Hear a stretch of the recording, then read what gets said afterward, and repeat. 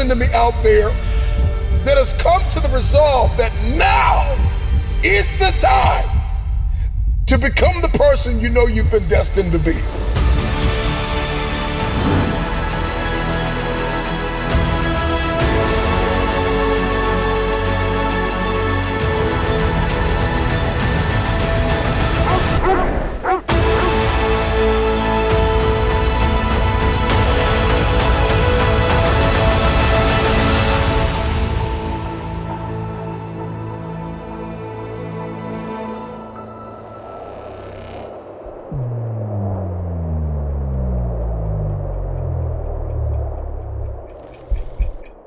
Co panowie, pospani?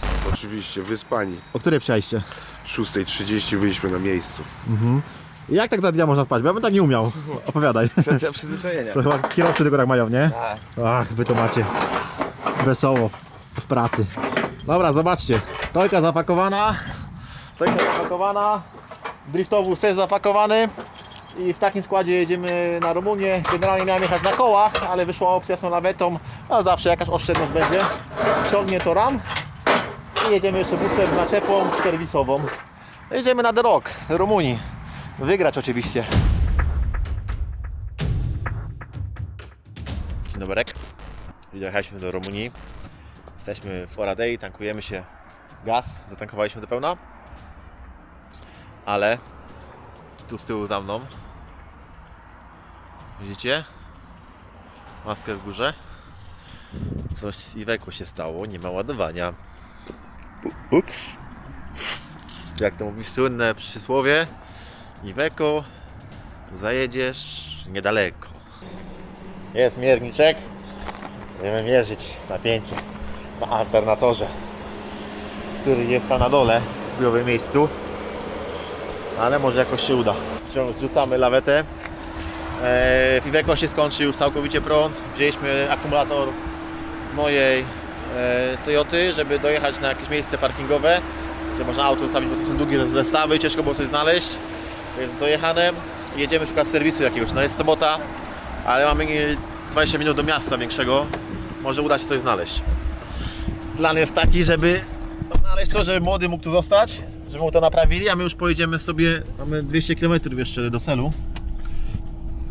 Ale jesteśmy już bez zestawu, to będzie petarda jechać.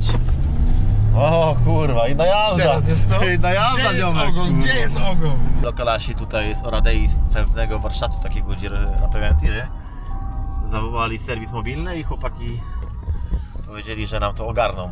Także i nawet niedrogo, 50 euro za przyjazd, mimo że auto mamy 15 km od tego miejsca i około 100 euro za robotę, jeżeli to oczywiście wiadomo, jeżeli to będą tylko szczotki na przykład i regulator napięcia, nie? No bo miał być cały alternator, to pewnie wyjdzie dużo drożej, ale pewnie i tak nie mają na stanie. Nasza przygoda rumuńska została uratowana przez tutaj chłopaków Mobile Service z Oradei. Jak będzie mieć problem, to możecie wbić. Alternator już wyciągnięty. Tu się montuje na stole. Chłopaki sprawdzają tutaj, czy szczotki, czy coś więcej. A tu macie numer telefonu 24 na dobę. Wyjazd z przygodami. My jedziemy, została nam cała godzina. Udało nam się ogarnąć wszystko, ale teraz Remek dzwonił, że samolot im odwołali. Także tak czy siak muszą przyjechać samochodem. A mogli jechać z nami, już by byli na miejscu, nie? Jaka oszczędność czasu byłaby, a tak to...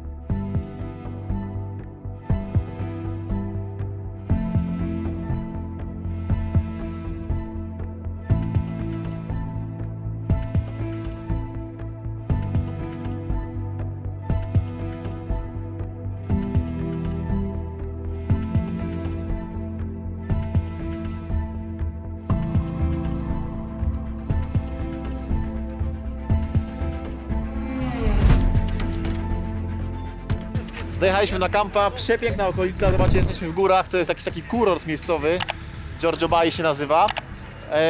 Dużo ekip już jest rozbitych, my jesteśmy jedną chyba z ostatnich ekip, która przyjechała, chociaż nie, Anglicy przyjechali Defenderem, trochę za nami. I co, i generalnie rozbijamy się tu, koło Estońców, tu mamy Marka Dina, tu mamy Francuzów. Także fajnie, bo kamp jest twardy, do tego jeszcze jest możliwość rozbicia się tam z tyłu na takim placu z trawką, więc fajnie jest to, o to zadbali. No i co, rozbijamy się i zobaczymy, co będzie się działo. Czy mamy odpowiednią ilość miejsca, bo nie wiem, czy wiecie, ale chłopaki mieli przylecieć samolotem, ale niestety odwołali im lot, więc jadą autem, więc będzie tutaj nas chyba 6 aut i 6 ludzi, także jedno auto na jednego człowieka. Super.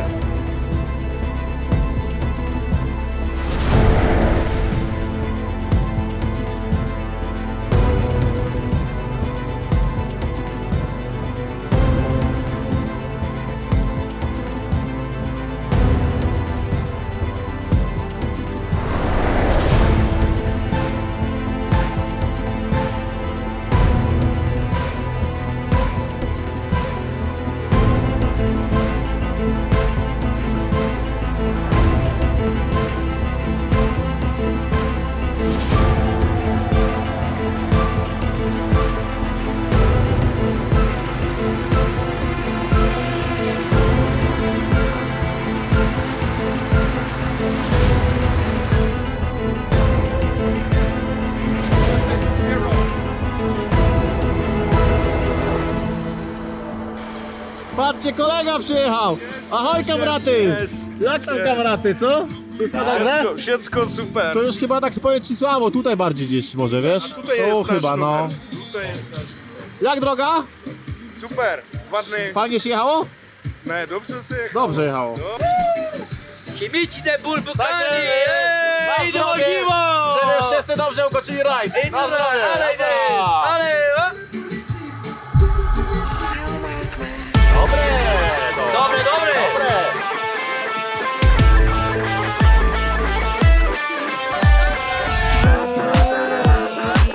Even though I try to ignore.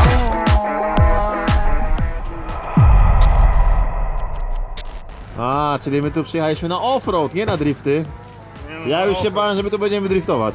No zobaczymy, może spróbują podriftować na powrocie. Ale tu przepraszam pana, ale gdzie BHP? Gdzie są rękawiczki? Nie ma BHP. BHP zostało w Polsce, to są rumuńskie standardy. BHP, bezpieczeństwo hamuje pracę. Jak tam? Trochę traska wczoraj, bo co samochód wam odwołali, tak? Co? Dzień się nie zaczął najlepiej, odwołali nam samolot i pojechaliśmy do Rumunii samochodem. Autka się zbroją, wszystkie. Liny przepinają. Dzisiaj jest prolog na kamieniołomie, więc będzie pewnie grubo. Thank everyone and welcome to the first edition of the Rock Trophy. First of all, I want to thank every one of you that you trusted in our humble organization and you are here. Because as you saw on the internet, we had over 60 entries, but half of them are not here. Yeah, maybe they wanted to try, but they're not. So we will do this event no matter what, as if we have 100 competitors, and we have prepared it accordingly. So again, thank you very much that you're here. You're making it hard to avoid you. You're making it hard to control my feelings. Making it hard to avoid you. You're making it hard to avoid you. You're making it hard to avoid you. You're making it hard to resist. Komplikacji ciąg dalszych. Interkomy teraz się nie łączą. Więc zobaczymy co z tego będzie. Zakładam, że Kuna to opanuje. To jest przecież Jak on tego nie opanuje, to już nikt. elektronik, jak on tego nie zrobi, to nic nie zrobi. It drives me crazy. How you do. Dzień dobry. Troszkę się ochłodziło w Rumunii. Zaczyna nawet padać śnieg w tym momencie. Na temperaturę na minusie, wszystko marznie. A dzisiaj jest prolog na takim małym kamieniołomie. Ale ma być to bardzo widowiskowy prolog też dla kibiców, a jest naprawdę bardzo dużo kibiców. Obejście trasy dla zawodników, bo prolog trudny będzie, więc muszą przejechać, przejść, zobaczyć jak te kamienie pokonywać. No i idę właśnie zobaczyć jak to wygląda. Już przeleciałem z dronem. Fajnie, bo dużo ludzi. Zresztą zawsze w Rumunii jest dużo ludzi. To jest duży plus.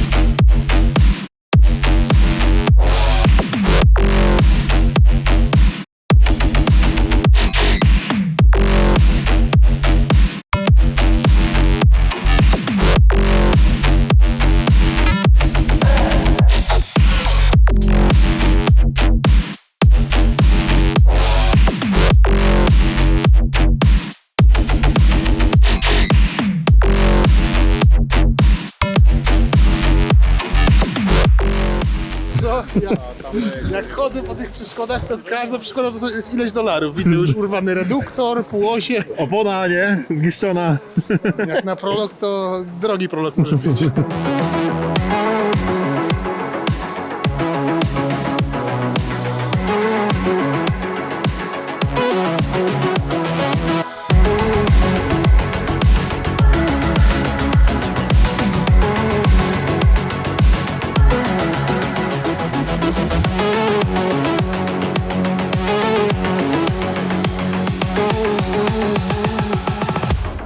Hi, Lukasz. Welcome to all the Polish friends of the extreme off-roading. We are newcomers in the extreme, so we don't know how to do it. That's why God is helping us with the snow now. I'm just joking.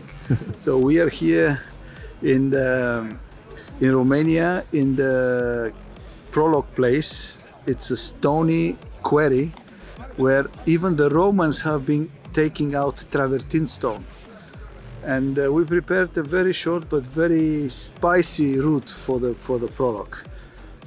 It's probably something like rock crawling and at the same time like a warm-up to show the people what will be the rock trophy for the upcoming days. But Romania is a paradise for off-road, exactly like Poland, because I have more experience in Poland than in Romania. But it's totally different. In Poland, most of the terrains are flat and they're sandy and swampy water. And here, most of it is mountains, but also in the gorges in the mountains, there is sometimes a lot of mud, stones. One thing is important to say, we have only natural obstacles. So there is the only tapes that you will see are now here in the prologue. So we're using our system, which is the system for tracking, and everybody must go throughout the whole route by himself. So all the obstacles, they will be controlled, and we don't have many entries, although many people have entered. We had more than 65 on the entry list, but probably half of them were either not serious or they had some troubles. But I think the toughest ones and the most committed are here. I'm sorry that, your driver had this unpleasant experience and he had to cancel a couple of days before the start, but I'm sure he will come back because I think this event is exactly for people who love extreme. One thing is very important to say though, because we make many rallies. We stopped for now the project Balkan Off-Road Rally, just to open the doors for an extreme competition only, because it is very difficult and almost impossible to make two competitions in one. If you have here in this location super terrain for extreme, you don't have good terrain for cross country, and vice versa. That's why we said we make one extreme event. This is not a money project. This is a project from the heart. I started with extreme really many years ago. When I saw here the Defender 90 series passing through, these were the kind of cars that we started at the beginning of the 90s to drive, But now I'm sure that if the competitors are happy and if the media coverage is great, what I think will be great, and many people are watching. I'm sure that there is really thousands now behind their televisions, behind their screens, looking and calling and reporting, and how was it? Is it good? Is it bad? Of course it's good. We don't make 50% the things. We make 100% or we don't make it at all, because we don't have time to waste for the competitors and our time. We love off-roading, and until I can move and I can think, and of course there is a possibility from the environment in Europe, we will continue.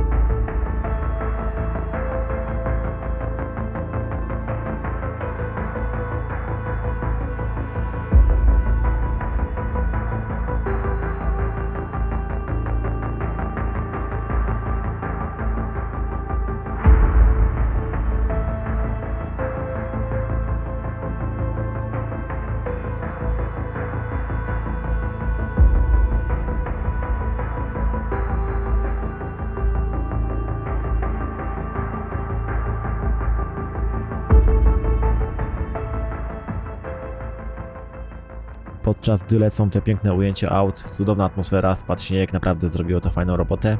To może krótki opis klas i ile było ekip, bo generalnie, tak jak mówił nam wcześniej Aleksander, zapisało się wstępnie ponad 60 ekip.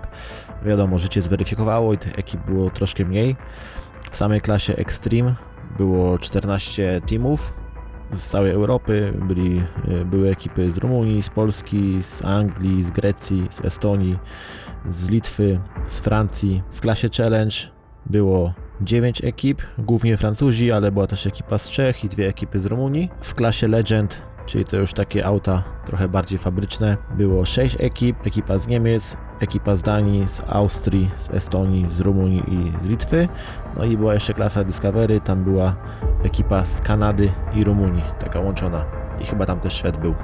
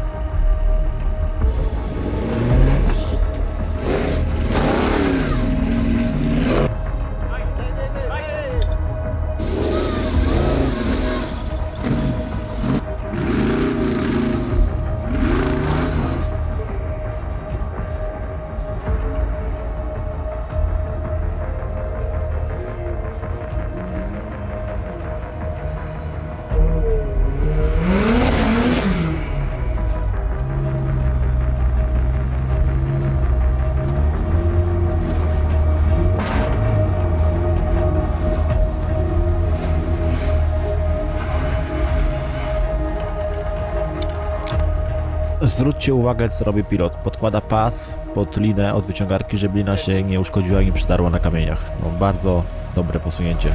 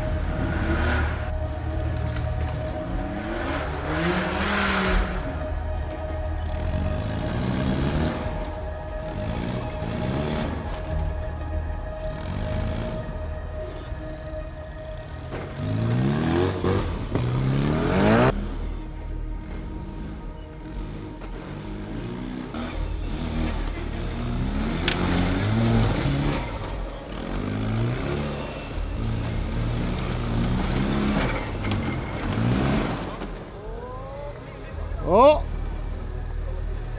Ho, ho, ho.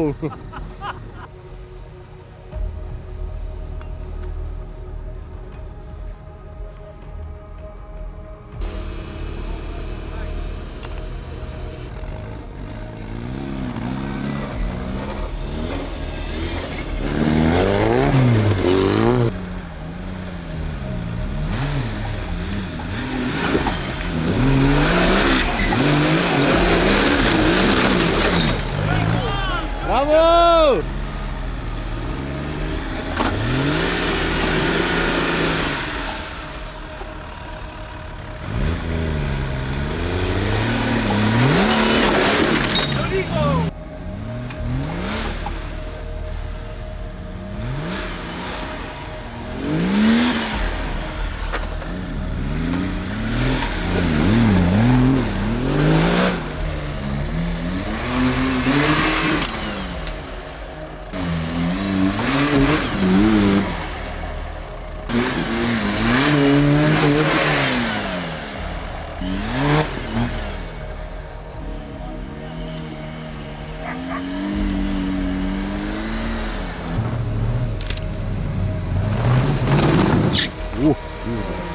Dobrze, że Moski strzelił, bo powiem ci.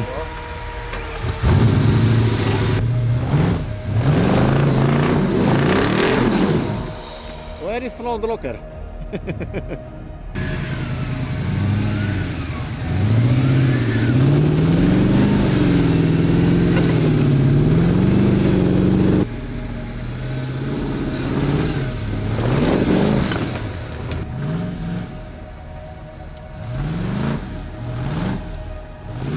klasie Extreme przyszedł czas na inne klasy, czyli klasę Challenge i klasę Legend. Oni mieli trochę zmodyfikowaną trasę, także oglądajcie, bo tam też się działo.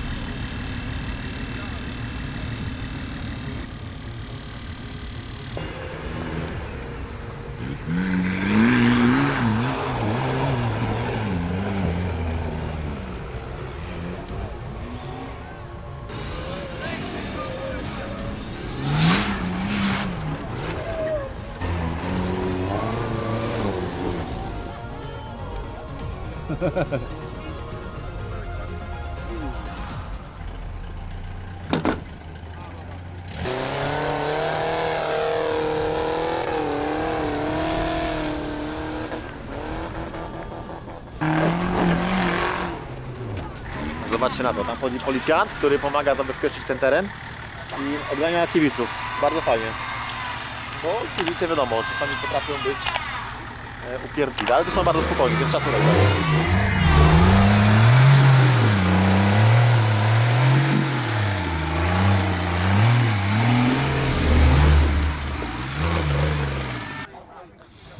Właśnie trwają wykopaliska i chyba znaleźli jakieś kości pierwszego człowieka na ziemi. Tak. Jeszcze dzisiaj ten teren jest otwarty, ale jutro już tutaj będą archeolodzy z całego świata. Nie, przepraszam, to nie kości człowieka, to dinozaura. Także no, dobrze, że chłopaki wykopali oponami tam to, co się znajdowało pod tą ziemią. Teraz archeolodzy będą mieli łatwiej. Coś wam pokażę, pomysłowość ludzi nie zna granic i wam to pokażę, patrzcie tutaj. Widzicie to na to ma? To ma taką osłonę specjalną, to jest Small Rig, najnowsza osłona i sprawdza się zajebiście, taśma jest też tutaj ekstra.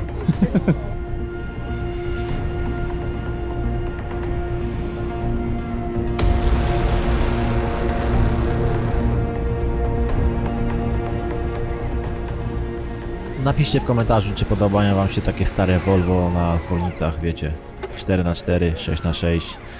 No pięknie to się prezentuje, szczególnie jeżeli są w takim stanie jak tutaj te ekipy z Austrii. Po prostu dzieło sztuki, no piękne są te auta.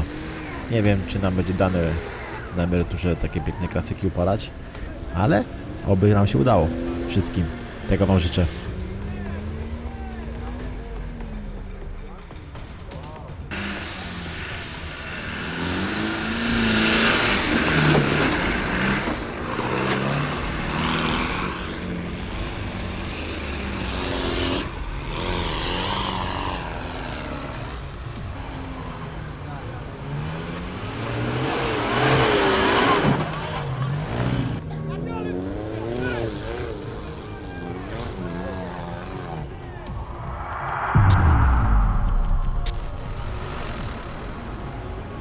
Po prologu kolejny dzień to typowe trophy, czyli rumuńskie góry, nawigacja i coś, co jest cholernie ciężkie do filmowania. Uwierzcie mi, naprawdę musieliśmy bardzo szybko jechać i bardzo szybko docierać na miejsca, obserwować ślady i mniej więcej sobie przypomnieć, jak było w poprzednich latach, gdzie te auta jechały i po prostu próbować docierać na punkty, żeby mieć coś więcej niż tylko 1-2 punkty dla mediów, czy punkty dla kibiców, bo nie ma co ukrywać, te punkty zazwyczaj nie są ciekawe. Najciekawiej jest w wąwozach i w szczerych górach. No i tam zawsze staramy się udać. Tutaj, nie wiem czy pamiętacie, Jak byliśmy 2 lata temu, to tu była trasa, ale to wyglądało zupełnie inaczej. I on tam wali do góry. Tylko, że ma łańcuchy. Nieźle. Nieźle. Nic. To jest taka droga zrywkowa, ale okazuje się, że tędy chyba nie jadą. No, W przypadku trofy bardzo ważna jest nawigacja i nawet najlepszym ekipom zdarza się zabłądzić. Tutaj macie przykład jak Hardo z Mariusem pobłądzili po prostu. Szczególnie gdy jedziesz jako pierwsza ekipa, która tak naprawdę zakłada ślad. Powiedz mi, kolorowy, co się stało w ekipie Marka Dina? No niestety wybuchł im reduktor. Są może z 10 minut od startu, stoją, czekają na recovery. No nic, zobaczymy. No. Walczy tutaj kolega, dzwoni, szuka drugiego reduktora. Zobaczymy, co się da ugrać. No i będziemy walczyć. A jak to jest, że jedziecie na rajd i nie wzięliście reduktora? Mimo, że leży w garażu. No bo się nigdy nie popsuł wcześniej, więc raz się nie wzięło i się popsuł. No. I to jak daleko od domu, nie? No, bardzo daleko od domu, no niestety. Życie. Ale ja wiem, kto pomoże. Pewnie. Wiesz, kto pomoże? To pomoże. No nie wiesz? Nie? No z Red Foxy przyjadą i pomogą. A, może, no, moje Red Foxy, jak najbardziej, chłopaki, mam nadzieję. I co? Dzwoniłeś do Red Foxów? A, dzwoniłem do Red Foxów, robimy listę. Na razie mamy opcję od Krzyśka pożyczyć reduktor. Dojo Motorsport w Rumunii patrzą, czy mogą nam coś załatwić. Marcin Pliś nie ma zapasowego, on też jest dosyć blisko, także kombinujemy. Może się uda. To jakby przyjechał lubisz, to dam do listy od Bartka 5-litrową butelkę wody. 5-litrowa butelka wody, dobrze. Naturalnej. Tak, górskiej. Górskiej.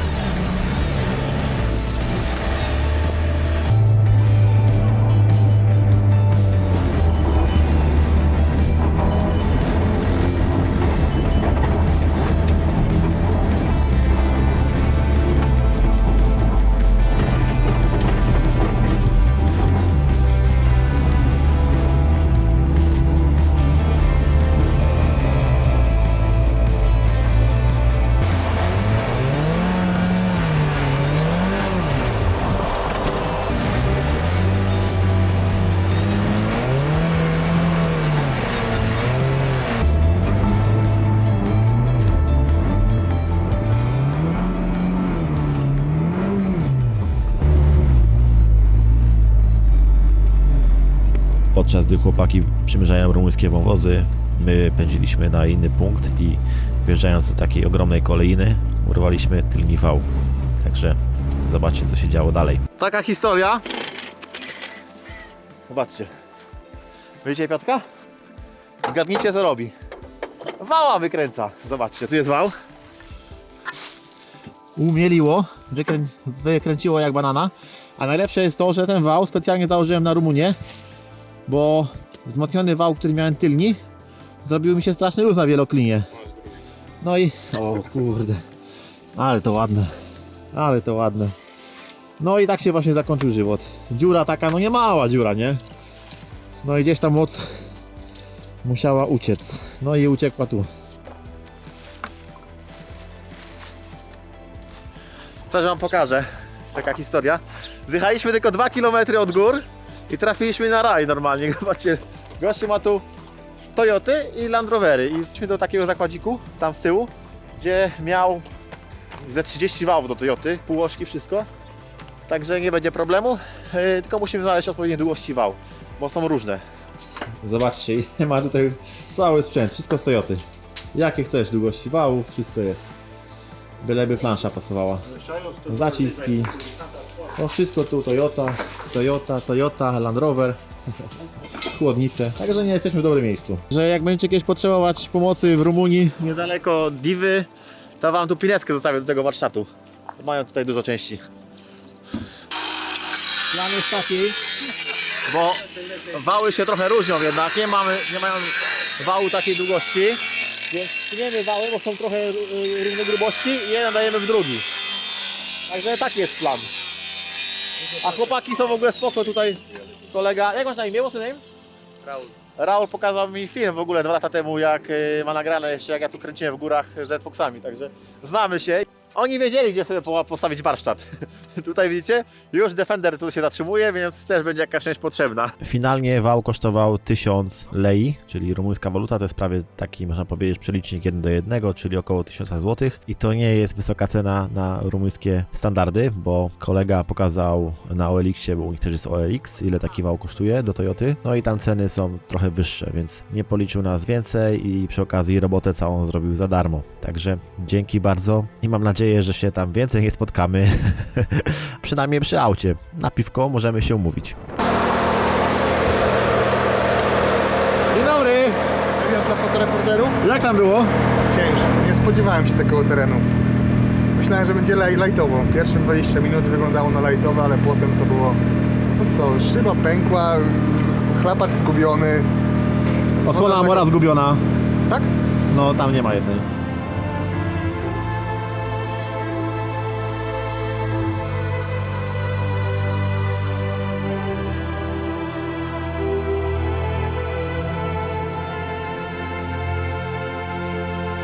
Koniecznie 2 warstwy wosku muszą być. Koniecznie. 2 warstwy wosku? Opowiadaj, jak tam na trasie działo się, czy się nie działo? No ciężka trasa, czegoś takiego jeszcze nie widziałem. Kurczę, ciężko sobie wyobrazić tymi słabszymi samochodami. Jest okej. Zobaczymy. Jak nawigacja? Nawigacja w porządku. Bez większych trudności, o tak powiem, ale była trudna trasa nawigacyjnie, chociaż wyglądała wstępnie, jak oglądałem roadbooka, że będzie łatwiej. Dużo zapętleń, niektóre odcinki się jechało 3-4 razy nawet. To takie dosyć mylące i wtedy w różne dróżki się skręcało, ale wymagająca trasa, o tak powiem. A co sprawiło najwięcej trudności dzisiaj na trasie, tak terenowo? Terenowo, wiesz co, na samym końcu był taki wyjazd, gdzie był taki rów, że ten samochód się chował na boku albo na lewym, albo na prawym. Musieliśmy się kawałek podciągnąć i to było...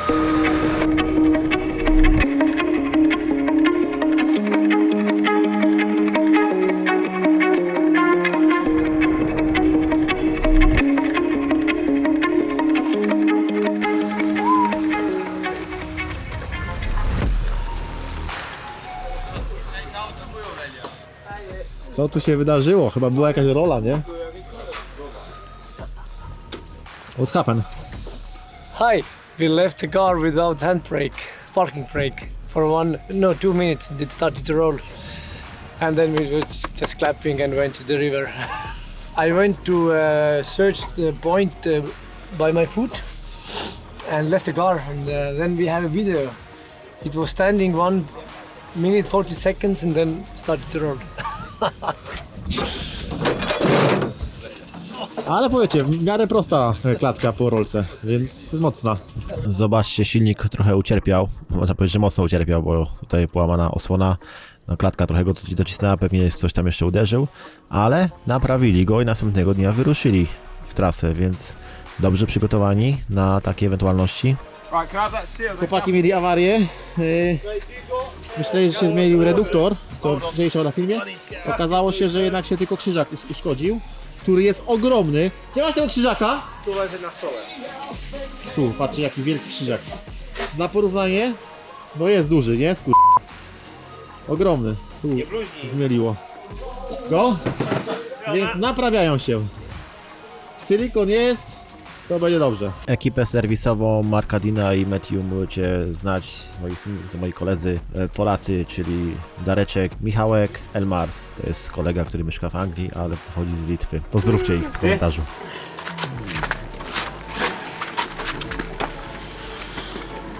Right, trzymasz to? Trzymasz? Yep. Okay.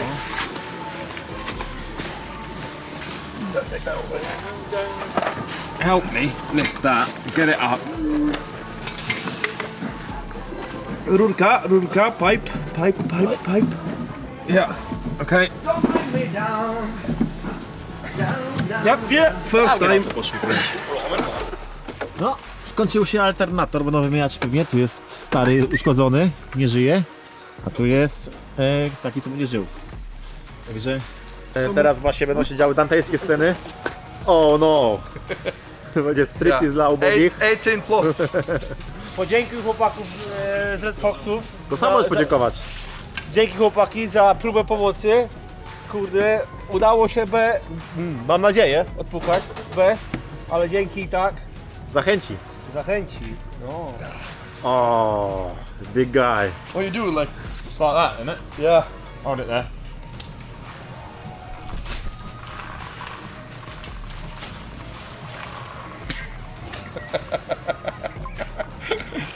Red Fox. Tak, chłopaki, brakuje was tutaj. Zobaczcie, co my tu mamy. No yeah. No, diet. To w ramach podziękowań. W ramach podziękowań za tutaj wsparcie oddajemy hołd. O, zobaczcie, jaki piękny tatuaż. To już dożywotny.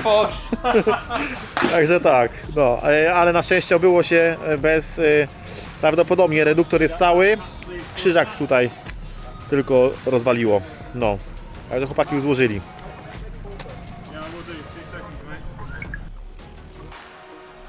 Ale ogólnie powiem wam, że dużo ludzi jeszcze nie wróciło i nawigacja jest bardzo trudna, więc nie wiadomo, czy wrócą do wieczora, a w nocy jest tylko gorzej.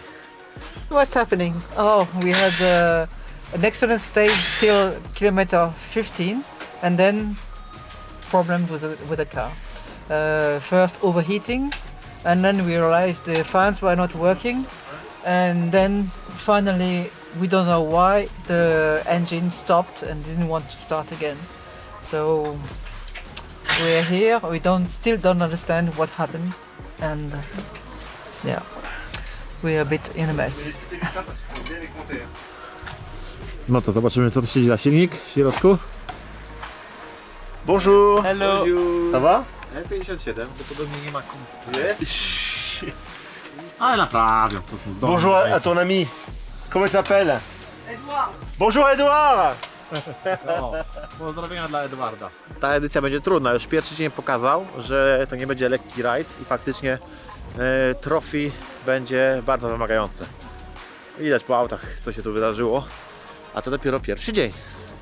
Także zobaczymy. To co, Piotrek, zdradzisz tutaj naszym słuchaczom i oglądaczom kilka tipów, jak zostać najlepszym pilotem? Co? To jest jego praca. Nie ma. On straci narzędzie do zarabiania pieniędzy. Nie odbieraj mu tego. To tajemnica? Roadbook. Czekaj, tu mamy tu manualnie W roadbooku przyłożyć. trzeba napisać, kogo jest roadbook, o No. której godzinie się startuje, jakie numery startują przed tobą, żeby było łatwiej. No i później trzeba sobie trochę pokolorować. A to ma znaczenie, jakiego użyjemy koloru, bo ten nakład jest różowy. Nie, ja używam różowy, bo taki... Różowy jest szybszy. Szybszy. Tak. Mówili, że to jest damski, ale ja uważam, że nie. Trzeba sobie jakieś waypointy powpisywać, jak są gdzieś tutaj czy tutaj, no to sobie trzeba przepisać, zaznaczyć. Ja sobie zaznaczam, żeby nie zapomnieć, że tam waypoint do sprawdzenia. No. Jedziemy. No to on taki pomiętolony, jakbyś go trzymał gdzieś całą noc pod Nie, no, poduszką. używa się. Podobno jak komuś nie wchodzi coś do głowy, to się pod poduszkę kładzie. Pod poduszkę się kładzie, tak. I wtedy to wchodzi. Ale nie trzeba się uczyć na pamięć, bo można roadbook zabrać na trasę. A, okej. Czyli to nie jest tak, że musimy się wykuć na pamięć. Nie, można zabrać na trasę, nie? How dare you? A długo już tak, ile tam już? 2 lata chociaż tak w te roadbooki patrzysz, czy dłużej trochę? Nie, no w roadbooki już przepatrzę chyba od 2010, to będzie 15 lat. I co, oczy cię nie bolą jeszcze? Nie, jeszcze chwilę pociągnę. No ale to wiesz, jak to jest? I patrz, jedziesz, dosyć szybko trzeba jechać, bo to wiadomo, niby rajd tu przeprawowy, ale jednak szybki. I jak to tak wiesz, głowa się nie boli, bo to wiesz, można może jakieś zaburzeń dostać, nie? Ani widoku Trzeba nie... sobie radzić, no bo nie, trasy nie widać. Jak się szybko jedzie, to ja na przykład trasy nie zobaczę po drodze. Bo no patrzę w roadbooka, tak? I muszę mu powiedzieć, że za 100 metrów skręcamy lekko w prawo, za od tego miejsca 40 metrów tylko. Znowu lekko w prawo trzeba skręcić. Po 120 metrach trzeba znowu w lewo skręcić, tu w prawo. Trzeba sprawdzić, czy waypoint się wbił elegancko i później jest chwila odpoczynku, 350 metrów i lekko prawo. No czasami są takie sekcje, o, tutaj 160, 140, 140, 170, 110 metrów i następna kratka 80 metrów znowu, więc no są takie szybsze partie i no nie ma czasu nawet. Wtedy nie ma czasu na widoki. Nie ma, ale tu były piękne widoki w jednym miejscu. Byliśmy w górach chyba 1000 metrów powyżej tutaj tego poziomu, no nawet śnieg był w dwóch miejscach. Mhm. A do tego jeszcze jest jakieś urządzenie, tak? Pokaż tam to. Masz tutaj czy v zostało? Tego Irisa? Irisa? Tak, Irisa mamy. I co ten Iris robi? Bo za tym, że można grać wężyka jak na 3.30. Nawet wężyka nie można grać. Nie ma. I nawet nie otworzę teraz, znaczy inaczej, jak chcemy bardzo To może powiedz po prostu, czy możesz to otworzyć. W ogóle powiedz, do czego to służy, bo to nie jest telefon, nie? Nie, to nie jest telefon, to jest urządzenie, które dostajemy od organizatora. Organizator sobie za pomocą tego urządzenia sprawdza, czy przejechaliśmy wszystkie punkty kontrolne. To jest po prostu takie ułatwienie dla organizatora. Nie musi sędziów rozstawiać po trasie, ani żadnych swoich innych ludzi, ani urządzeń. O, już możemy No bo te waypointy są wirtualne, tak? Tak, punkty wszystkie są wirtualne. O, i urządzenie nam pokazuje teraz, że następny punkt, który powinniśmy zdobyć, to jest punkt numer 1, który się nazywa DSS1, czyli to jest start po prostu na jutro. To nam pokazuje, w jakim kierunku przemieszczamy. Jak w promieniu 300 metrów od tego startu się znajdziemy, to nam pokaże taką strzałeczkę, ułatwi nam nawigację do tego startu. Jak będziemy w promieniu 10 metrów od tego startu, tam ten start zaliczy. No i tak później każdy kolejny waypoint. Tu mamy ich na jutro dosyć tyle. Bo aż 84. 84 to już jest meta, no ale też ją trzeba przejechać. No, to nam pokazuje odległość, prędkość, akurat dopuszczalna w tym momencie jest bez ograniczeń i jakiś tam częściowy. A tutaj to rozumiem, że to jest w stopniach, tak? Czyli kierunek. Tak, to jest kierunek w stopniach. Na roadbooku no teraz... też są jakieś stopnie zaznaczone, czy? Tak, jest kilka takich rzeczy na roadbooku. Pokaż. Na roadbooku jest kilka takich rzeczy, tu jest światło, dobra. Na roadbooku jest kilka takich rzeczy, o, na przykład tutaj. Jeżeli prawidłowo wyjedziemy z tego miejsca, to nam to urządzenie, tutaj jest żółty kolor, to nam to urządzenie również tutaj pokaże na żółtym polu, że wyjeżdżamy w kierunku 31 stopni. Wtedy wiemy, że jest dobrze. Jak wyjedziemy na 30 albo 28 albo 35, to też jest dobrze. Jak nam pokaże, że wyjeżdżamy na 220, no to trzeba się zastanowić, czy na pewno jesteśmy dobrze, nie? Czyli może już więcej nie zdradzajmy. Starczy tych cennych informacji. Co za dużo to niezdrowo. No, tak. To ja myślę, że trzeba przyjechać po prostu i pojeździć, nie? Dokładnie. No tutaj kilka ekip chyba pierwszy raz widzieli na oczy takiego roadbooka, nie? Ja tego nie wiem. Przypuszczalnie. Może tak być. Mówisz, że Ci się podobało się na trasie? Bardzo. Z kuną na prawym fotelu to czysta przyjemność. Mało błędów? No błędów było kilka albo kilkanaście, ale to są krótkie błędy. Parę sekund trzeba zawrócić i tyle. Nie tak, że jedziemy na pałę, aż się w ogóle kratki nie zgadzają. Więc nic wielkiego. Myślę, że nikt mniejszych strat z tytułu pomyłek raczej dzisiaj nie miał. Walczymy jutro o coś może więcej. Przynajmniej o to, żeby dojechać cało. Nie boisz się z tobą jechać? Nie pytałem. Nie boisz się z nim jechać? Nie boi się. Nie wymiotował, więc jest okej. Nie, jest w porządku. Remigiusz jedzie bardzo rozważnie. No widziałem tam parę... Zastanawia się czasami, jak jest niebezpieczeństwo, poprosi pilota, żeby wyszedł, sprawdził. Także jest naprawdę w porządku, nie ma... No nie ma niebezpieczeństwa, jak na razie, tak w moim odczuciu. Tak, widziałem parę dzisiaj ujęć, jak przód troszkę myszkuje tak do góry, tak delikatnie. No się podnosi od mocy, opony tylne mają lepszą przyczepność niż przednie, no. Tak się podnosi tak delikatnie, także w pionie stoi. Delikatnie. Ale udowodniamy, że tylko na tylnym napędzie można pod górki podjeżdżać. Skoro przód się podnosi, więc jedziemy tylko na tylnej osi. Dokładnie. No dobra, to tyle na dzisiaj nocki. Bałaganu nie pokazuj. My tutaj, bałaganu nie ma, my tutaj dzisiaj już kończymy nagrywanie i bierzemy się za poważne rzeczy, nie? No. O, to skoro po tak ogromnej dawce wiedzy, jak czytać roadbooka, jak tam patrzeć w to urządzenie. Już wszystko wiecie, nauczyliście się tego na pamięć. Także za rok mam nadzieję, że na The Rock będzie was tak z 10 ekip z Polski, bo to jest naprawdę dobry rajd. Taki już rajd, którego no, u nas nie da się zorganizować. Po prostu nie mamy tyle terenu. Więc jeżeli chcecie przeżyć taką przygodę, myślę, że przygodę życia, to musicie się tutaj zjawić po prostu za rok i to przeżyć na własnej skórze. A tymczasem zostawcie subskrypcję na tym kanale, jeżeli do tej pory tego jeszcze nie zrobiliście. No bo sami widzicie, to jest bardzo wartościowy kanał. A my wsiadamy do auta i lecimy 40 km na punkt, gdzie będzie na nas czekać piękny las i piękne wąwozy. Dzień dobry, o poranku. Drugi dzień ścigania w lesie, trzeci dzień na rajdzie. Zobaczcie, piękny las z pięknymi wąwozami. Jeszcze tutaj wszystko nie zakwitło, więc wszystko fajnie widać. Dojazd trudny, ale udało się dojechać. No i tu takie ogromne wąwozy, które nie będą zjeżdżać. Także czekamy, bo mają do nas jakieś 40 km, może 30. Jak nim dojadą, to chwilę minie. Ale miejsce fajne. Inna charakterystyka niż we wczorajszych górach. Tutaj znacznie bardziej sucho. Zupełnie inne podłoże. Tam było więcej gliny. Tutaj troszkę bardziej więcej ziemi. Dajesz, nie udawaj, tam przecież nic nie ma. Płatek pod Biedronką. Toyota. Tu jest Krystian. Tam jest Piotrek.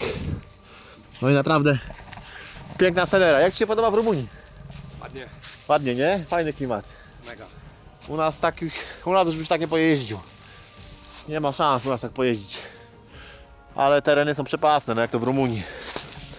I tak naprawdę Rumunia najciekawsze tereny ma tutaj, nie tam w tych wysokich górach, tylko właśnie tutaj te tysięczniki. To są najbardziej offroadowe. W ogóle Rumunia to jest taki kraj offroadowy.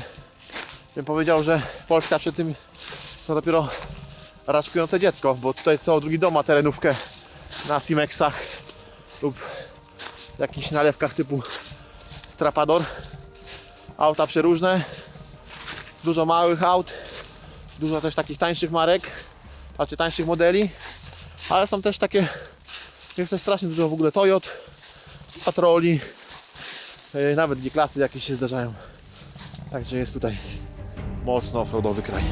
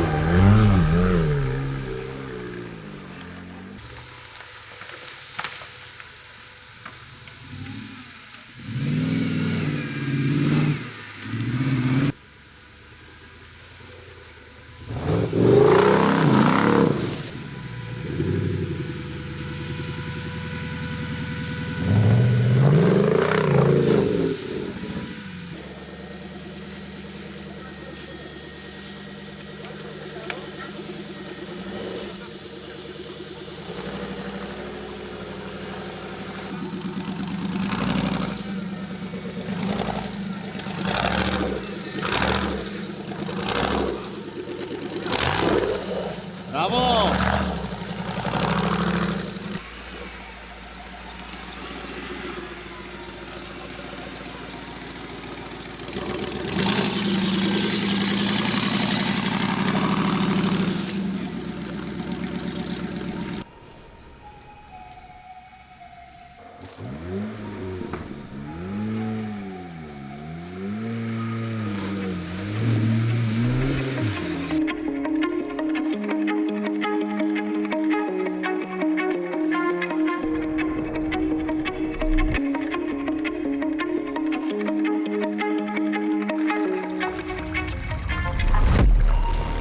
Macie tutaj wszystko, od pięknych wąwozów, po piękne podjazdy, po niesamowite rzeki, strumienie, kamienie, wszystko. Bo teren dookoła tutaj jest cudowny. Zobaczcie sami, jakie piękne góry. Z tyłu idzie Piotrek.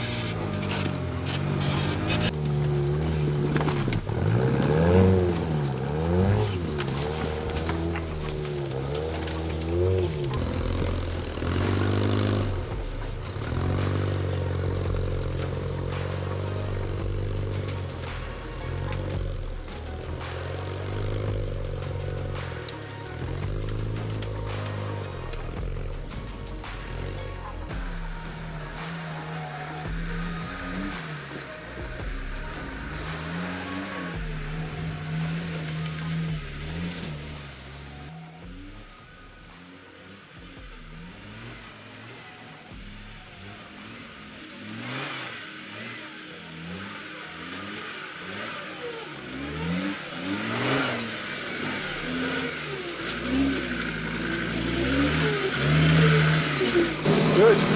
Very good. Don't know where we're going, but it's good.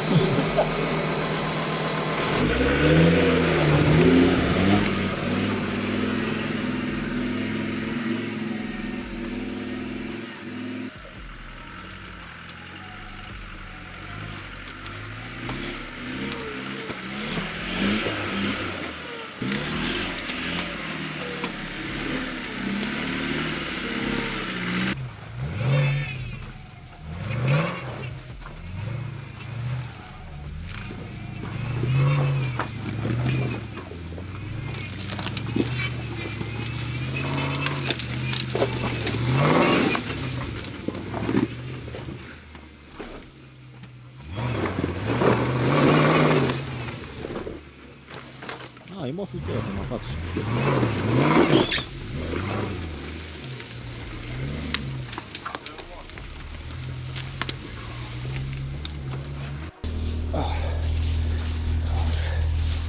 Próbuję wejść.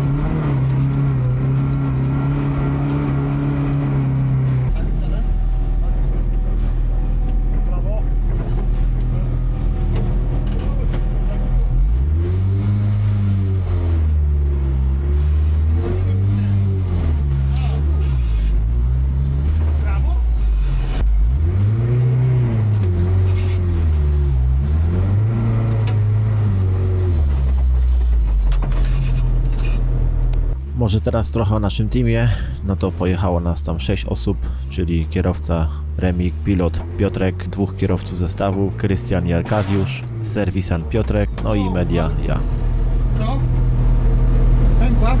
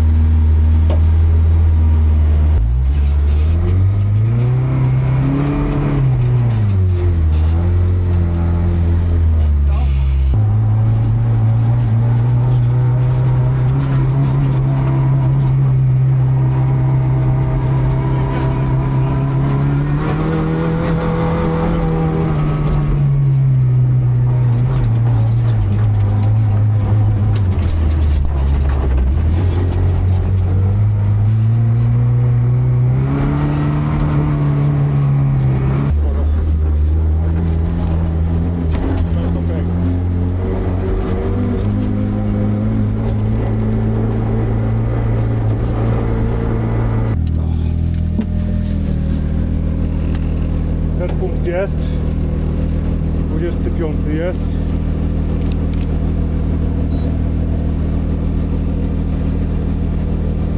Mówi, że niby jeszcze raz i będzie koniec.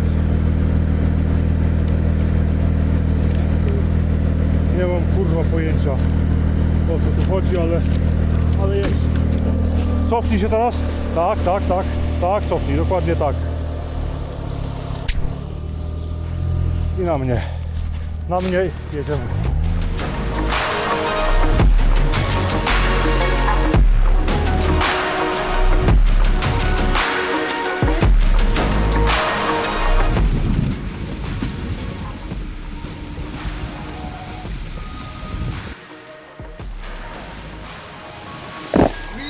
To wasi zwycięzcy. Najważniejsze, że fura jest jeszcze cała. Właśnie, to jakieś straty czy nie? No jakieś tam pierdoły, nie? Na ten moment przyjdzie Piotr, to zerknie czy coś, bo ja ze mnie jest taki mechanik, jak wiesz. Ale raczej wszystko działa. No to Pedej, co tam było takiego ekstremalnego na tej trasie? Co takiego ekstremalnego? Były przejazdy korytem rzeki tak naprawdę, ale to takiej rzeki, która spływa z gór i niesie ze sobą wszystko. Drzewa, jakieś głazy, skały, kamienie. No naprawdę łącznie z jakimiś tamami zrobionymi sztucznie. Nie widziałem czegoś takiego, a trochę już się poruszam poza asfaltem. Jest mega, jest naprawdę mocno. Nie spodziewałem się tutaj, że taki stopień, taki poziom trudności będzie. Ale jest fajnie, dajemy radę, mam całą trasę zrobione i jutro dalej. Jestem ciekawy, kiedy ostatnie ekipy przyjadą, pewnie w nocy, bo to nie było tak hop. No my zaczynaliśmy o 10, jest która? 4, 5? 5. No to w najlepszym przypadku ci ostatnio jakieś 7, 8 przyjadą, no. A po ziemku to się jeździ trochę inaczej. Tak, tu siadanko właśnie jest u chłopaków trzech. Double offroad. Wczoraj chłopaki leżeli na dachu, ale to nie, że się wywrócili na dach sami, tylko na linię ich organizator przewrócił, bo na szybko ich ciągnął. Organizator przewrócił double offroad. Piotrek, dużo roboty miałeś w nocy? No, trochę było. Przegląd, serwis, sprawdzenie wszystkich połączeń skręcanych, oleje, płyny. Trochę było co robić. Ale nie jakieś poważne awarie, tylko taki przegląd. Przegląd. Nie było nic poważnego się nie wydarzyło, także jest okej.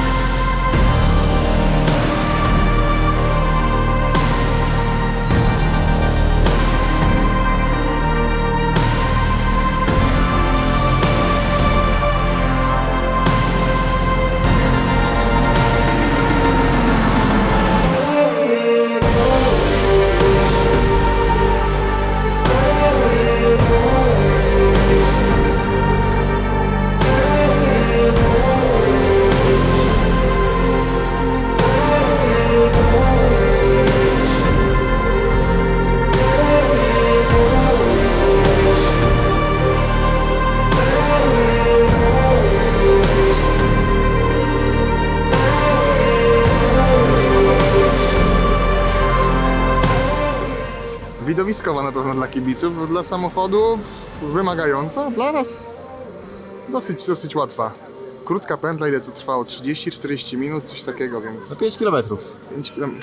5 razy 5. Tak. Z haczykiem, więc całkiem okej. Najważniejsze, że dojechaliśmy w jednym kawałku, bo to jest chyba w tym razie najważniejsze. I jutro będziemy walczyć o coś więcej. No i tutaj było czuć zapach spalonego paliwa, adrenalina, jazda klatka w klatkę, duża rywalizacja. Ta formuła była idealna dla kibiców. Po prostu można było się delektować dźwiękiem silników i oglądać auta jadące cały czas przez przeszkody. 5 razy 5 km, niby dużo, ale tak naprawdę szło to w miarę sprawnie, dopóki teren się nie zmienił dramatycznie. W pewnym momencie już większość kolejn była ciężko przejezdna, ale to wszystko zobaczycie w filmie. Teraz będzie bez muzyki, bo dźwięk silników tutaj robił wrażenie, szczególnie tych z LS-em.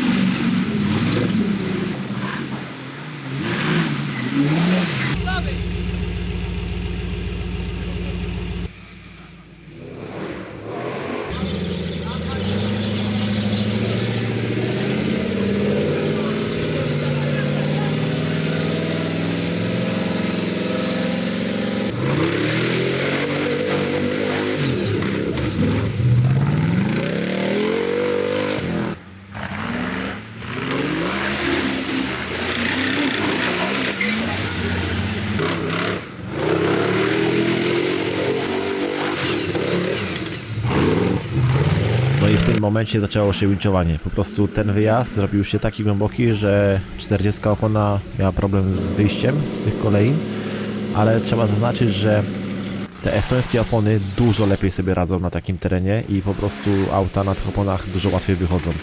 Jednak Maxxis super opona, ale w błotne warunki estońskie koło dużo lepsze.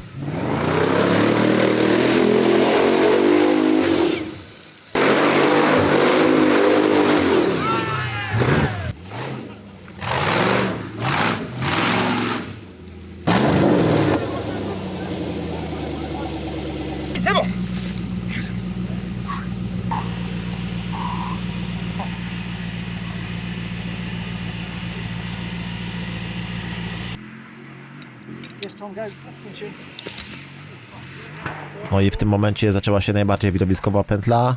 Mark Dean i Matthew Howard dali pokaz, jak się jeździ w pętli. No, jest to formuła ultra, troszkę taka zbliżona, trochę z większą ilością błota, więc naprawdę robili mega dobre czasy. Pewnie najszybsze, tak mi się wydaje, ale też najbardziej widowiskowo jechali. No mieli niestety korki w wąskich gardłach i nie mogli 2 albo 3 razy, już nie pamiętam teraz, wyjechać, musieli czekać, ale jeden przejazd mieli pełny, czysty i właśnie z tego macie cały onboard, bo warto to pokazać, bo naprawdę fajne widowisko.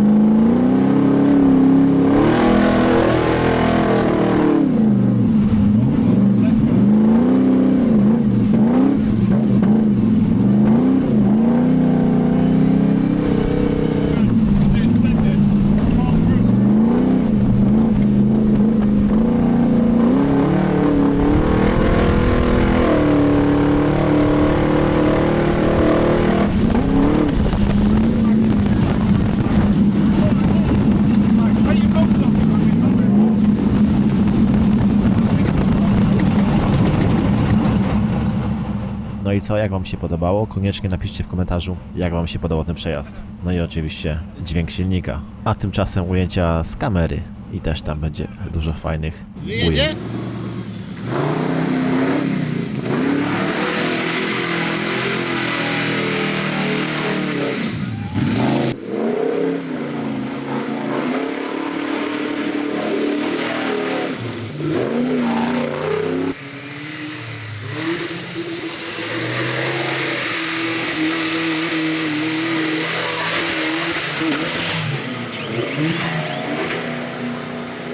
Urwało coś się! Coś strzeliło!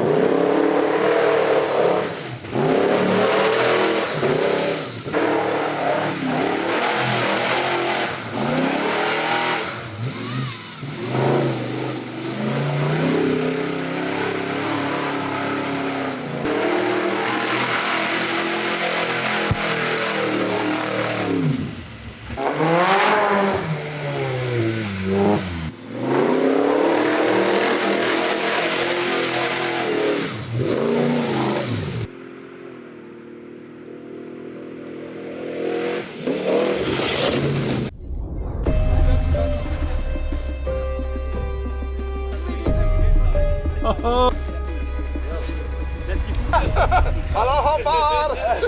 We're good, yeah. Yeah, good. I need a wash. Oh, I'm so cold. Good. Very good. Very fast! Yes. Yes. Oh yes. Oh fucking hell yeah. Yeah. Yeah, good fun. Eventually, you do some racing. Yes.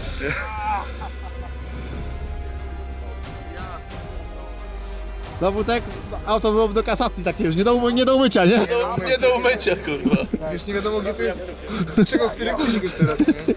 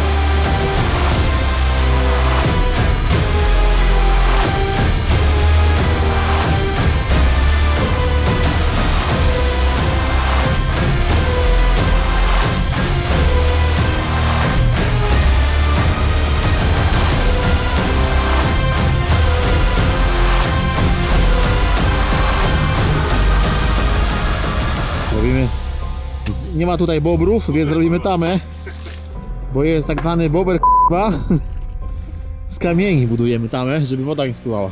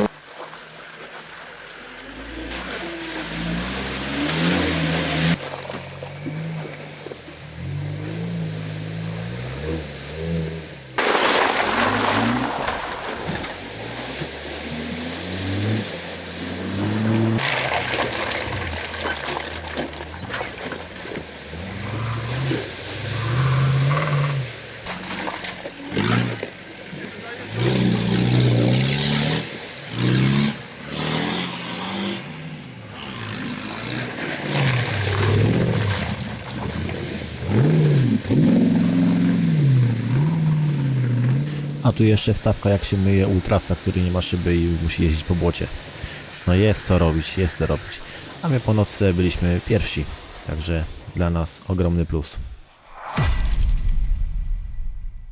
Gearbox and transfer box, both Not last night, the night before. No, we did the change. So it was a what, end of leg. After leg two. After leg two, they noticed they lost reverse, and they were starting to lose the gear. Well, it wasn't changing through gears. So pulled the gearbox and transfer box. Finished about 1:30, and then went back down tools, and then came back about 5:30 the next morning to finish putting the wind back in. And his first test drive was on the liaison to the start line, but it worked. So they've done everything so far, finished all stages, and so far no more issues after the gearbox and transfer box. So yeah, going alright. To nemusíš natáčet. To nadáme, jak tam Igor? Ne, to nenadáme. Nie nadáme. Ne, to nemusíš natáčet, Lukas. Życie no. Życie no. Czasami tak bywa. Bývá. Ale u mě často. Kurwa. Tak dobrý ride. Szkoda, tak příští rok. No tak, trzeba się przygotować. Wiesz. Ale přigotowali jsme dużo. Ale silnik ne. To trzeba wziąć zapasowy silnik następnym razem. Ten leží, ale doma v garáži. 1.9 jest bardzo mały, to się mieści do przyczepy. Jo. Máme. Jak to? Czym paga to daje?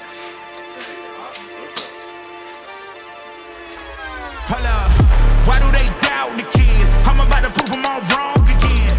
I got a low time. Un pic dintr-o parte, dinspre electromotor. Trebuie să poți.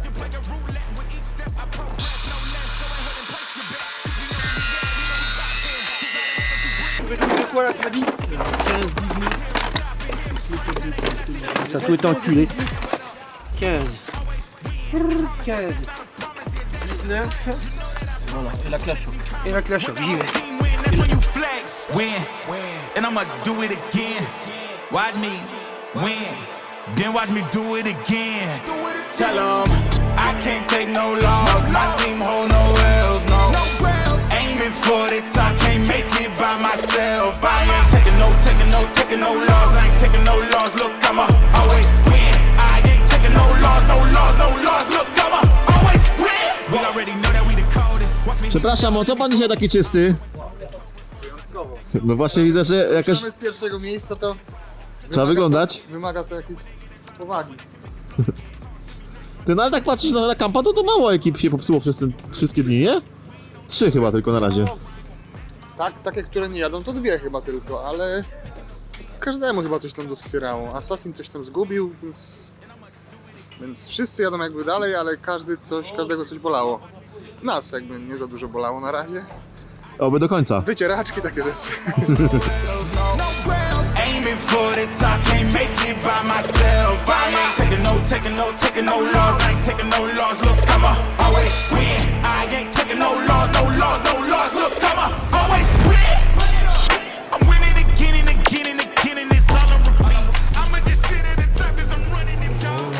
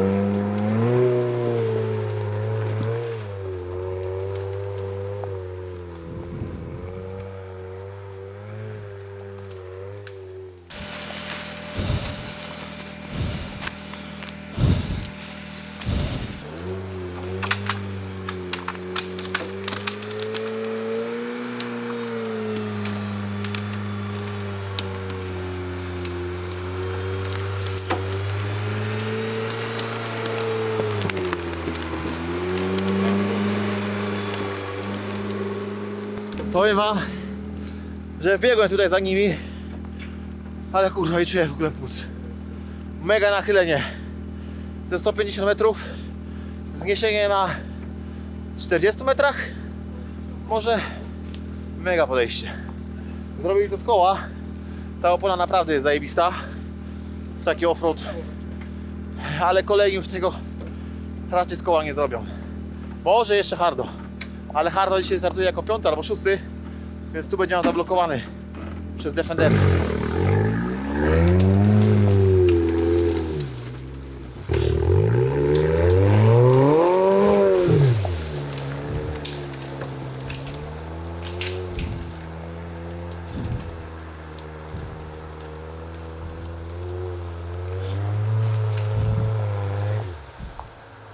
Zobaczcie, jakie to jest zniesienie. No masakra. Tutaj 2 lata temu, dokładnie w tym miejscu, rolowali Francuzi Defenderem. Tutaj na tą półkę skalną. Tutaj chyba 8 razy rolkę. A żeby się do nich tutaj dostać i zwieźć ich do śmigłowca, zajęło to 2 godziny. Masakra.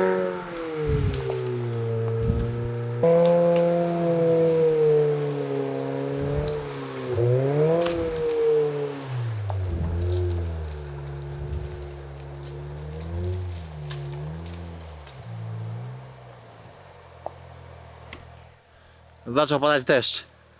To nie jest dobry znak. Teraz będzie bardzo ślisko. Do tego. Trzeba przyznać, że Hardo szybko odbudował stratę. To już był odcinek jakichś 8-9 km. Wystartował jako chyba 4. albo 5. Jest drugi. Także jest szybki, jest szybki.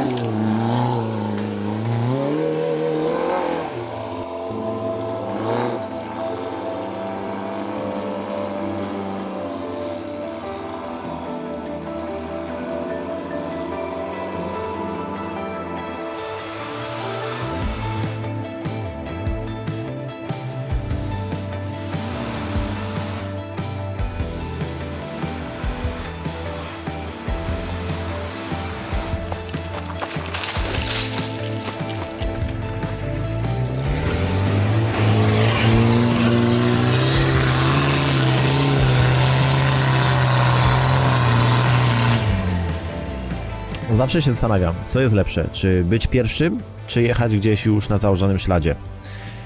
Pierwszy ma tą przewagę, że nie stoi potem w korkach, wiadomo, no ale z drugiej strony musi wytyczać tą trasę, co nie jest czasami łatwe.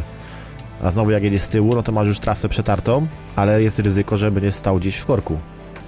Także napiszcie w komentarzu, chcielibyście być pierwsi, czy raczej gdzieś w połowie stawki.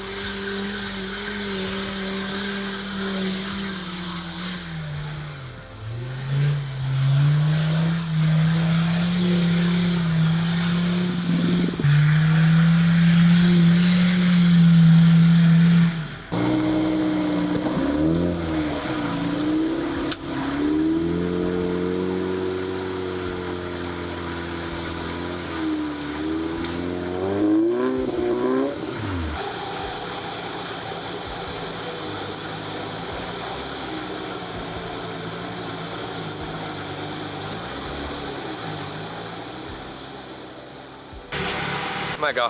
Klimacik jest fajny, ładne wąwozy. Piotrek, jak Ci się podoba w Rumunii? Bardzo. Fajne wąwozy, nie? Wąwozy fajne. Piękny teren. Teren ciekawy, różnorodny. Każdy coś dla siebie znajdzie tutaj. Dużo też jazdy. No i ważny jest też bardzo dobry nawigator. Tak, tutaj żeby się odnaleźć, nie pogubić, no bo dużo ekip się gubi, no i przez to tracą czas i potem to ciężko odrobić wszystko. Także nawigator, sprawny sprzęt, kierowca wiadomo, mechanik też musi być w miarę ogarnięty. No i tylko jechać i cieszyć się z jazdy. Z dużej ilości jazdy tak naprawdę, nie? Tak. No i codziennie, no może nie codziennie, ale jest urozmaicenie, bo nie mamy cały czas trophy, czyli roadbook, tylko jeden dzień prolog, później 2 razy trophy, później circle race, czyli 5 km, 5 okrążeń, to też było super, szczególnie dla widzów. No i później 2 dni znowu trophy, więc jest jakieś urozmaicenie. Zobaczcie, jakie są wąwozy przepiękne. No taki teren u nas w Polsce no niedostępny jest, chyba nawet nie ma takich terenów jak tutaj. No tutaj jednak widać, że oni tu jeżdżą po tym, więc to jest jakoś w miarę... Teren jest ogromny, także ogromny. Potencjał. Myślę, że oni nawet nie wykorzystują 10% tego terenu, co tu mają, nie? Dokładnie tak. Także no co, super. Powiem Wam, że w stosunku do tego, co było w poprzednich latach, no bo mniej więcej to są te same okolice, ten wąwóz możecie pamiętać, bo już tutaj byliśmy 2 razy w poprzednich latach, no to teraz jest w stosunku do tego, do Balkan Rally, które było zawsze w październiku, zupełnie inaczej. No to jest jednak bardziej nastawione na ekstremę. Wtedy był rajd dzielony, było trochę extreme, trochę cross country, tych załóg było dużo i pewnie było to ciężko ogarnąć. No teraz jest mocny wpierdziel, bo nawet czasowo te odcinki znacznie dłużej schodzą. Pamiętam, że w tamtym roku, 2 lata temu, to jak startowali o 10, to już niektórzy 13 już byli na kampie, ci najszybsi. Teraz niektórzy zjeżdżają o 4, o 3, najszybsze załogi, mimo że odcinki chyba są nawet trochę krótsze niż były kiedyś. Także no, jest dojebane, że tak powiem. Ładnie, na koniec tego wywiadu. Wracamy chyba na bazę, bo już raczej nigdzie nie dojedziemy. Bo kolejny punkt mam bardzo daleko, chociaż myślę, nie, pojedźmy sobie zobaczyć. Możemy zobaczyć. Pojedźmy, jak nie to sobie poglądamy widoki, bo to będzie fajny widok pewnie na te najwyższe góry rumuńskie. A o dziwo, że jeszcze żadnego niedźwiedzia nie widzieliśmy. W ogóle bardzo mało zwierzyny widzieliśmy. To jestem w szoku, nie? Ja nie widziałem. No, znaczy po zwierzyny tylko krowy i barany. A resztę chyba zjedli. Tego jest najwięcej. A czy było coś z tych widoków, to dowiecie się za niedługo. Także zostańcie do końca. No i znaleźliśmy śnieg. Tak. Trochę popruszyło.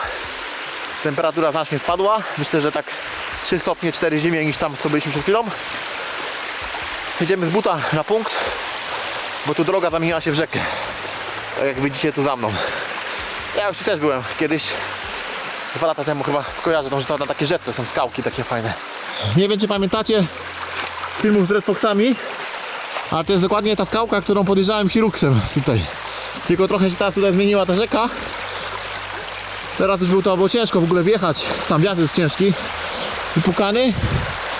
No, ale oni kiedyś tu zjeżdżali na dół i jechali w dół. Tu właśnie wjeżdżają Hiruksem. Dokładnie.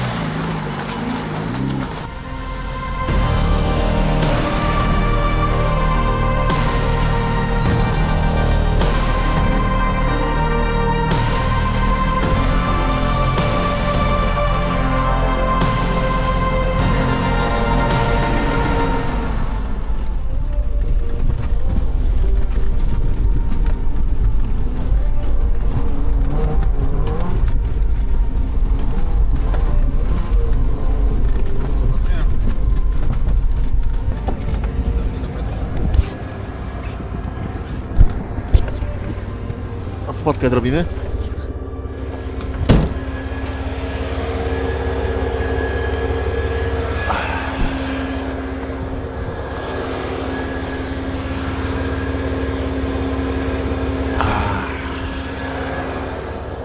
Nic nie widać, zobaczcie, mgła jak... Nie wiem, czy coś będzie z tego drona dzisiaj, tutaj na tej polanie.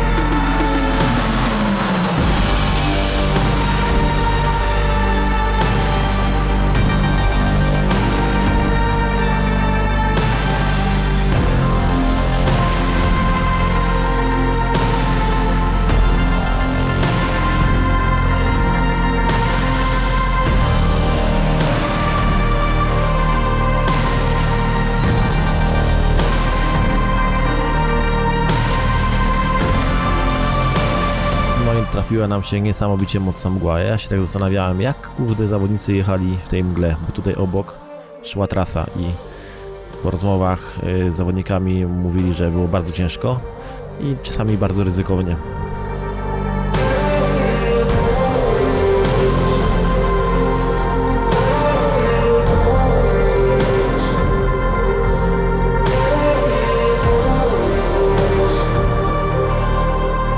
A tutaj trafiła nam się mała wklejka. A tak właściwie nie mała wklejka, tylko no, woda w środku, w aucie, w skrzyniach, w mostach, wszędzie. No, trochę przez głupotę, bo sprzęgierek zapiliśmy i całe koła znikły pod wodą.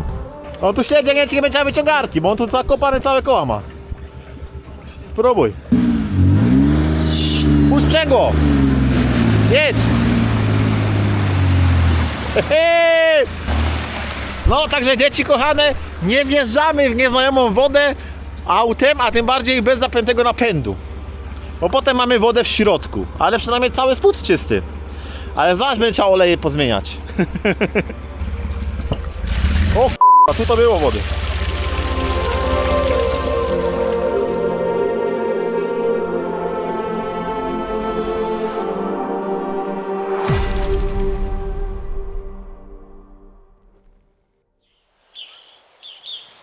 Jako że to już ostatni dzień ścigania, to może pokrótce podsumuję ten rajd. Jeżeli chodzi o mnie, no to mega wyczerpujący wysiłek, jak zawsze zresztą przy takich rajdach, bo po pierwsze trzeba wcześniej wstać, ubrać się, pojechać, przemierzać te góry, być zawsze skupionym, patrzeć na mapę, jak już jesteś na miejscu, to filmować i to się wydaje proste, ale to ogólnie nie jest nic prostego. To jest naprawdę kawał wysiłku. Później wracasz, siadasz, przeglądasz mapy, patrzysz, gdzie byś udać następnego dnia. Czasami to jest też ryzyk fizyk. Po prostu jedziesz w jakieś miejsce i niekoniecznie tam coś się wydarzy, albo czasami się nawet tak zdarzy, że tam nikt nie będzie jechał, bo gdzieś pomyliłeś się delikatnie w swoich zamiarach i obliczeniach, więc to jest naprawdę wyczerpująca formuła do kręcenia. Mam nadzieję, że się udało. Zresztą sami ocencie, napiszcie w komentarzu, czy udało się tym razem sprostać wymaganiom. Jeżeli chodzi o auto, to spisało się rewelacyjnie jak zawsze. No tak naprawdę to topienie było niepotrzebne, bo one później wiele niepotrzebnych strat materialnych, że tak powiem, finansowych za sobą poniosło, no ale tak już bywa.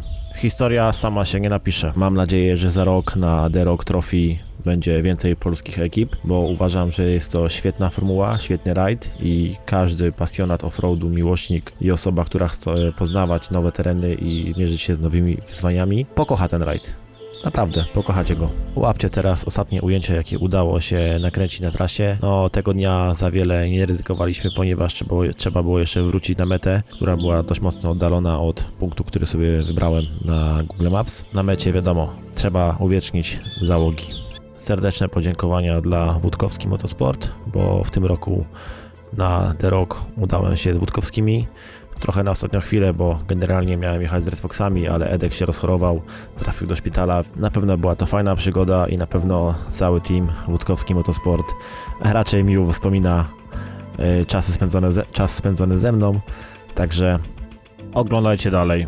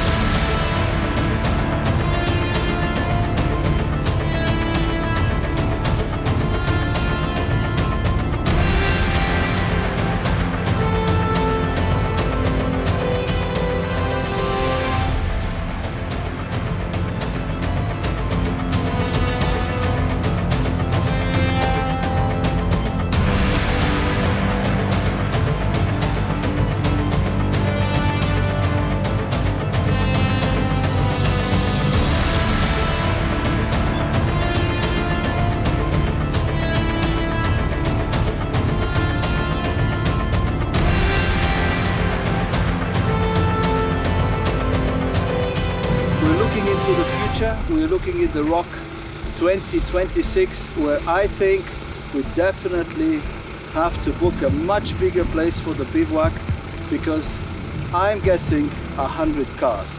And what I'm talking and about the feedback that we all receive, the media has done a great job.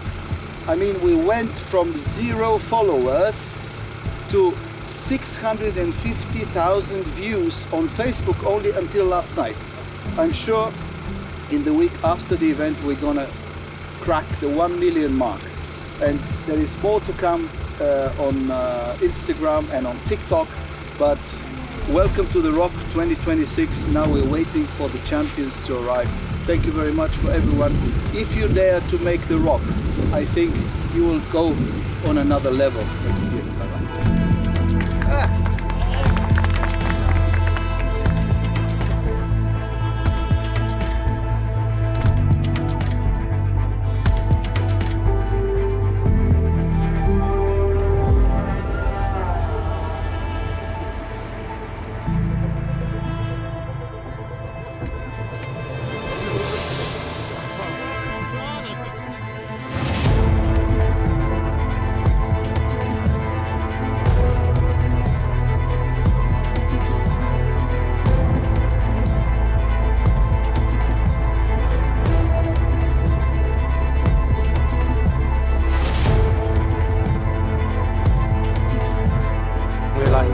We came back and then we seen you and then we went again. I was doubting myself. I'm not sure if this is right. Oh, good. But you also overtook just 3. Just 3 in the middle of the ravine. We followed you up and around, yeah. That car was still stuck in there. Yeah, then it's better take this 15-minute penalty and not wait 20 minutes. Yeah. Well done.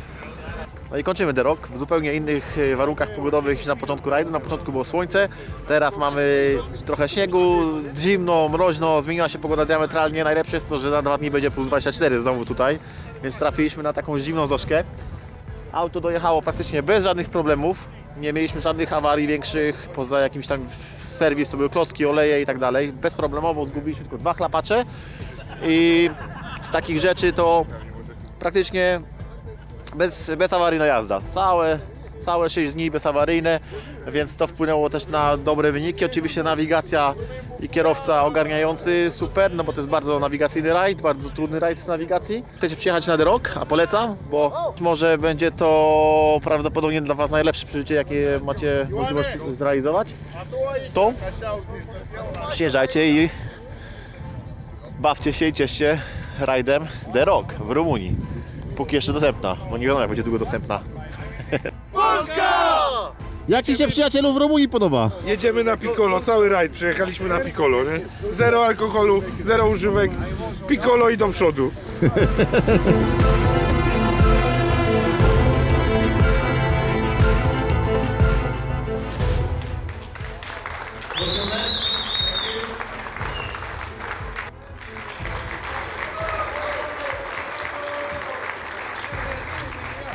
Recepta na sukces? Na pewno w niezawodności auta.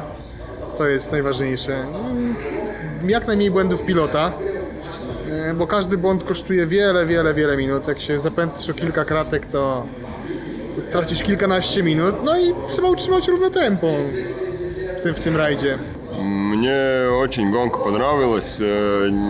Не понравилось то, что я сам не умею много делать. Надо учиться еще. Ну, как штурман работать. Остальное все очень понравилось. Все. As I said before, for me it was very easy because I'm getting used with this kind of off-road. For me it was in kind of middle class. I race in Romania at extreme class, which is proper off-road in the proper way. But the landscapes, I know them very well because I am from here. They are very beautiful. You are all welcome to see them and to see how beautiful country we have.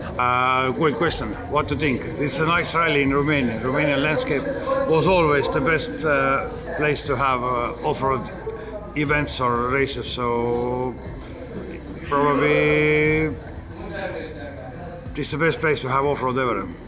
I feel with my all sense, this event will be the biggest in Europe, because what we see how organization is here is the biggest level, the extra level. Perfect climate, beautiful nature and excellent organization.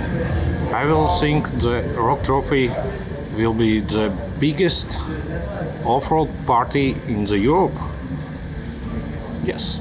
Come back next year? Yes. Absolutely. This is the best event what I ever made. Jeżeli ktoś lubi jeździć po zajebistych, dzikich terenach, gdzie naprawdę można się wykazać nie tylko nawigacyjnie, ale i terenowo, to tu ten gość robi właśnie taki rajd. The Rock 2026, zapraszamy. Zapraszamy za rok na rok. Tak, dokładnie. Wbijajcie tutaj.